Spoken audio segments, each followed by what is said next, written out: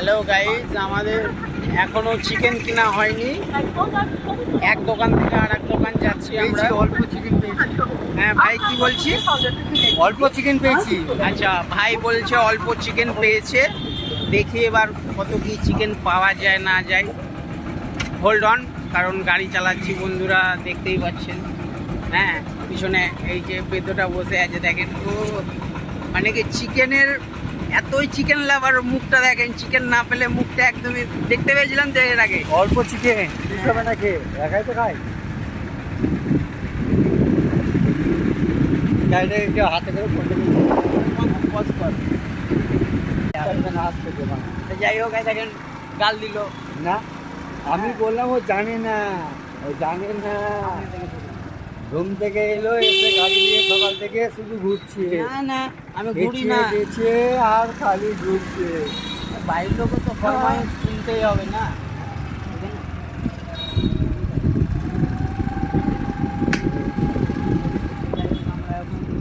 মাংস দোকানে এসছি, 500 তো আমাদের হবে না, 5 কেজি লাগবে। মিনিমাম লাগবে 10-12 কেজি মাংসের দোকান। আস্তে আস্তে দুই একটা বন্ধু পেয়ে গেলাম। এই যে যেমন, সরি ফার্স্টে ওই বন্ধুটাকে দেখেছিলাম, ওইটা বন্ধু না, এই যে হ্যাঁ, এই বন্ধুটা হলো আমার খুব পুরনো বন্ধু। আমার বিপদে আপদে টুকটাক সাথ দেয়। আমি দিই না কেন বলেন তো? ও কাজে বুঝতে পারবেন আমি কেন দিই না। হ্যাঁ, এই যে আমরা চিকেনের দোকানে এসেছি, দেখি এখন ক পিস পাওয়া যায়। আমার বন্ধুটা খুব লজ্জা পাচ্ছে, কারণ ভিডিও টিডিও তো ওর পছন্দ নাই। ওই যে পালিয়ে গেল, দেখতেন তো, লজ্জা পাচ্ছে বলেই পালিয়ে গেল, নইলে কিন্তু ওই দেখেন। ঠিক আছে,